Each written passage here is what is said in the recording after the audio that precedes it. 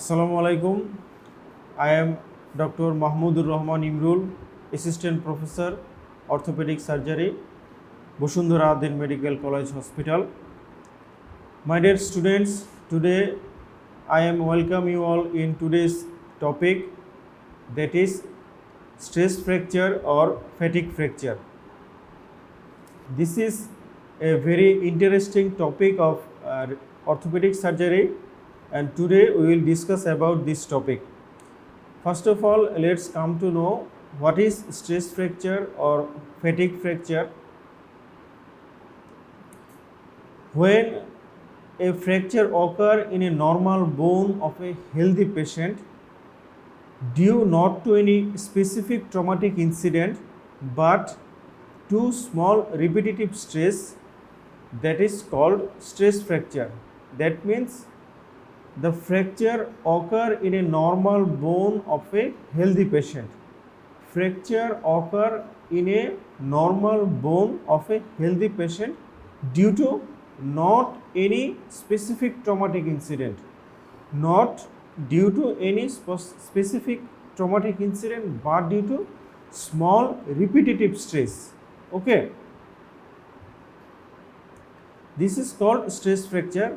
Again I am telling you, fracture that occur in a normal bone of a healthy patient not due to any specific traumatic incident but due to small repetitive stress or repetitive trauma, repetitive minor trauma causes this fracture. Okay, and other name of this fracture is stress fracture, fatigue fracture or March fracture, etc. Okay, and now what are the common sites for stress fracture?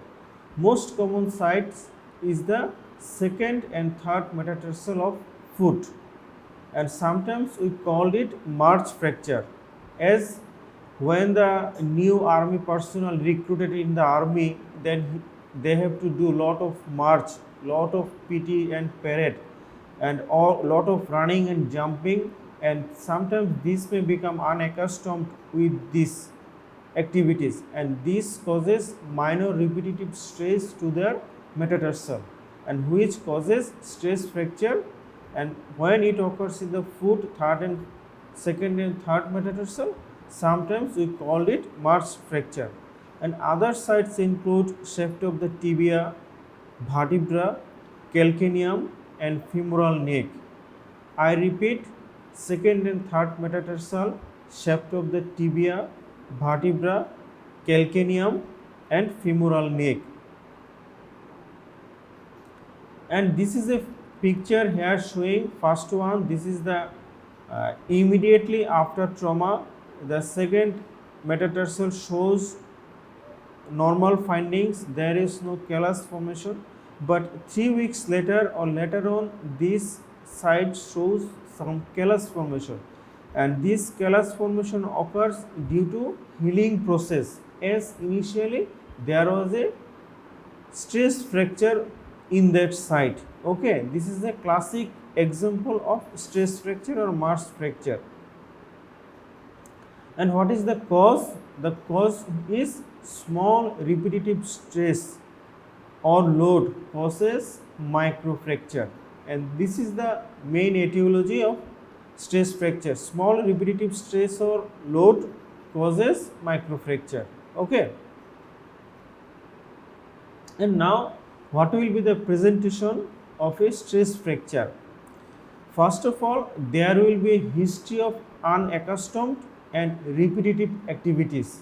That means a army personnel newly recruited, he did lot of march, that is unaccustomed, and repetitive means lot of march or PT, parade or jumping, running he did, that is the repetitive, same thing did number of times or lot of times, which causes microfracture, repetitive small traumatic incidents.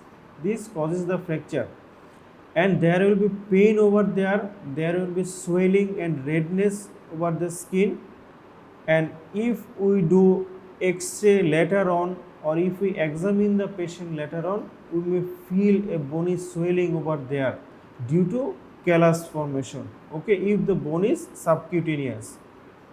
And what are the investigations that we can do for diagnosis of stress fracture? The initial investigation is the X-ray of the part, that is the X-ray of that local part, anterior posterior and lateral view, or anterior posterior and oblique view for foot.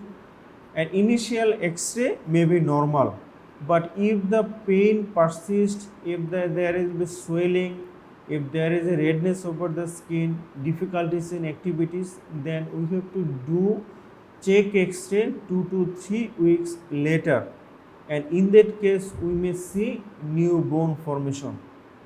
And other investigation that we can do, that is, one is bone scan, then MRI or CT scan we can also do, okay, bone scan, MRI and CT scan, okay, but all these things are quite expensive investigations, and sometimes these are not available in our country, or patient may not afford those investigations.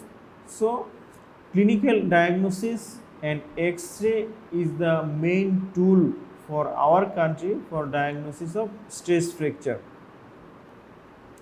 And what will be the treatment? Most stress fracture actually need no treatment except some supportive treatment. And what are the supportive treatment? That is use of elastic bandage, avoidance of painful activities, then elevation of the part, application of ice, or some if pain or inflammation, then some anti-analgesic drugs or NSAIDs is the drug of choice. And most important part, that is the rest of the part, okay. Then what will be the treatment? Actually there is no definitive treatment, but there will be rest of the part, elevation of the part, avoidance of those activities which causes the pain, and if that is in the foot, then we can give elastic bandage. These are the treatment for stress fracture. And look at this, the stress fracture of the second and third metatarsal may apply this type of bandage for their treatment purpose. And this is in short about stress fracture. I think you have go understand the today's topic, because this is very easy topic, and I hope you will see this video repeatedly to memorize it, and it is very important topic for your examination. And with this I conclude. Thank you. Thanks to you all. Assalamu alaikum.